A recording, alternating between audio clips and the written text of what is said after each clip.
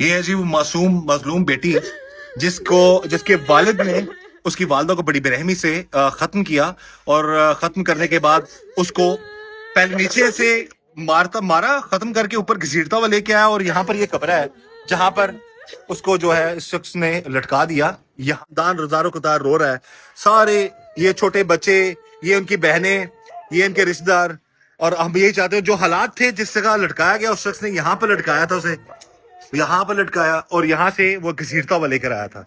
یہ آپ دیکھ سکتے ہیں کہ یہ آپ دیکھیے، یہ سیڑھیاں ہیں، یہاں سے گھسیٹتا ہوا وہ لے کے آیا اپنی بیوی کو۔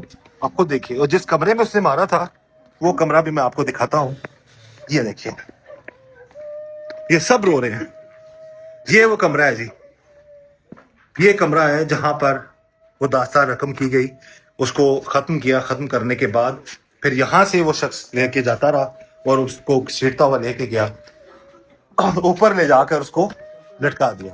ہم یہی چاہتے ہیں یہاں سے ان سیڑھیوں سے وہ گھسیٹتا ہوا لے کے گیا۔ یہ ہے جی وہ معصوم مظلوم بیٹی جس کے والد نے اس کی والدہ کو بڑی برحمی سے ختم کیا، اور ختم کرنے کے بعد اس کو پہلے نیچے سے مارا، ختم کر کے اوپر گھسیٹتا ہوا لے کے آیا، اور یہاں پر یہ قبر ہے جہاں پر اس کو جو ہے اس شخص نے لٹکا دیا یہاں پر۔ اب بات کرتے ہیں اس بچی سے، اور یہ تڑپ رہی ہے بچی اپنی والدہ کو انصاف دلانے کے لیے۔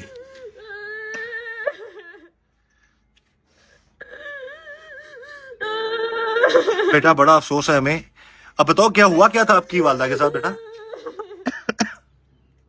کس نے مارا آپ کی والدہ کو بیٹا؟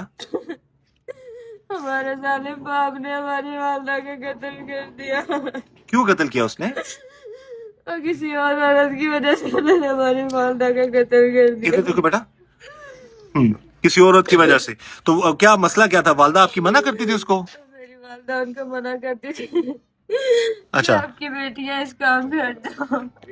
ہماری والدہ کی کبھی انہوں نے بات نہیں سنی، ہماری والدہ پہ بہت ظلم کرتے تھے ہمارے ظالم والد، ہم سے کبھی پیار نہیں کرتے تھے، ہماری والدہ ہم سے بہت پیار کرتی تھی۔ اس ظالم شخص نے ہماری والدہ کو چھین لیا۔ کیسے مارا تھا اس نے؟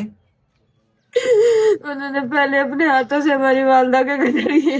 ہوش میں تھی والدہ آپ کی؟ ہماری والدہ تو ہوش میں تھی، انہوں نے اپنے ہاتھوں سے ان کا گلا دبایا۔ تو گھر میں اور بچوں کے ساتھ کیا کیا انہوں نے؟ کیسے اس وقت کون کون تھا گھر میں؟ ہماری ایک چھوٹی بہن اور 2 بھائی گھر پہ تھے، ان کو نشے کی دوائی دے دی تھی، وہ بھی ہوشی میں تھے، ان کو نہیں پتا تھا۔